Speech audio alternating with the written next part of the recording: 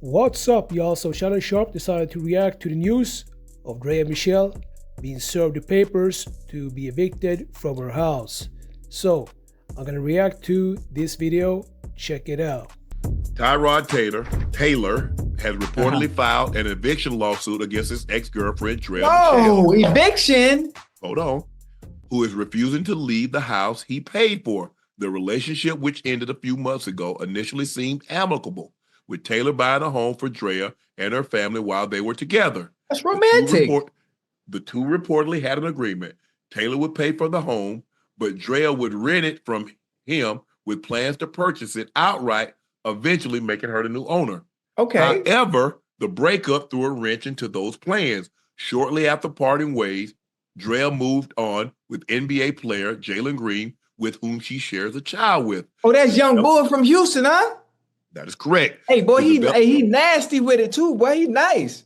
The development seemed caused Taylor to renege on their agreement, igniting a contentious battle over the home. Right. The situation escalated when Draya, who was out of town on a business trip, received a frantic call from her nanny saying that the sheriff's department had shown up at the home, claiming they were there to enforce an eviction notice. Oh.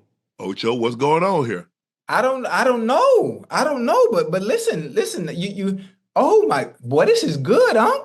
This is good. This is a lot of stuff to unpack. But if we have an agreement, right, while we're together and we break up, now based on that agreement, you're supposed to be renting from me while we're together. I got the place for you, but you're gonna rent from me until you're ready to purchase or buy at any point.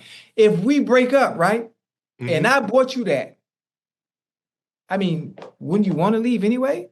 And then, you know, no disrespect, you move on, we break up and you with somebody else and you have a child with that individual, but you get to be in the house that I paid for? Yeah, I would have got on out the house. Whoa. Come on now. And obviously that's what I'm looking at. I'm looking at it from my point of view. I agree with one you thing. saying. Once you have a child from somebody else, right? Then you become his responsibility. Anything I got going on, especially if my name is on that lease, if my name is on them deeds, then there should be no reason why you shouldn't want to exit that property anyway. I'm just gonna stop this video for a couple of seconds. I mean, this is nasty work. You're living in your ex-man's house. You're talking about he promised you verbally. You know, just because you promised verbally doesn't mean that you can stay in his house. And you actually won when you took it to the court. You actually won, and you settled, and still you want to live in his home. I mean, this is shameful behavior. Let's get back to the clip. Well, I guess her argument says, I'm renting it from you. With the thing is that I'm going to purchase it. So whatever my circumstances are after that, that's none of your concern. I'm going to buy the house. None of my who? Shit me. Oh, so you mad because somebody else put meat on your ex? Hey, you mad because somebody else put meat in the oven? Once somebody put meat on your ex and she gets pregnant, you are no longer my responsibility. Ocho, she wasn't asking you to be her responsibility. She's going to buy the house. You got to get about my stuff. No. My name is there. My name is on there. Ocho. My name is on there. Ocho. You ain't going to be getting out there shalom from somebody else, have a child with them, and then bringing the child under the roof that I... Come on. Ocho. She said we had a verbal agreement that I was going to rent the house. Is it on paper? Is it on paper? Sometimes verbal agreements are enforceable. This is actually false. A verbal agreement in regards to selling a house is not legally binding. And also when it comes to real estate transactions, the law requires that agreements be in writing to be enforceable. And the reason why is because of statute of frauds, a legal principle that mandates certain contracts, including those involving real estate transactions, to be written and signed to be valid. Hey, you tripping. Ocho, I understand. Ocho, do you hear what you're saying? Yeah, Ocho. I'm trying to, Ocho, I understand how difficult it is. Okay, we were together.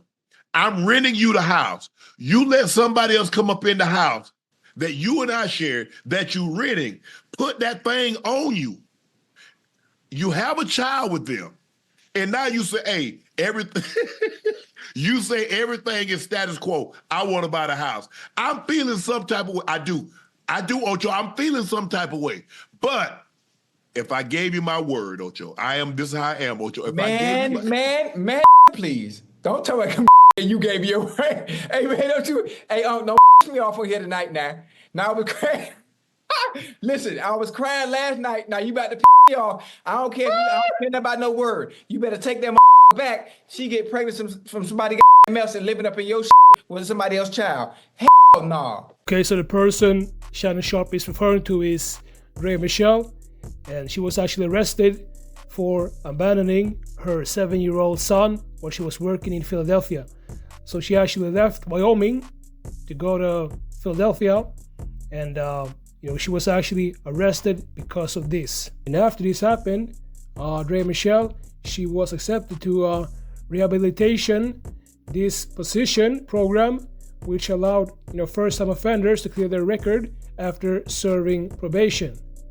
So she was actually sentenced in Berks County Court to 2 years of probation in order to attend family counseling and perform 40 hours of community service. So this is not something that we have made up or Shannon Sharpe has made up. This is actually something that you can find in the court papers if you want to go to, for example, her county where she was sentenced. And after all these years, she's been denying this, but the proof is in the pudding. You can even find these records online if you want to search for it. And Draya Michele, she keeps on saying that she doesn't want to talk about it, and she's been denying it at first until she was actually exposed. And for me, I just think it's crazy that you're a mother, you have a son, and you leave your own son home alone while you're traveling to another city. And she went to another city to work. And when I say work, I'm talking about swinging on that pole, if you know what I mean. So let me know what y'all think about this. Make sure to like this video, subscribe, and I'll see y'all in the next videos.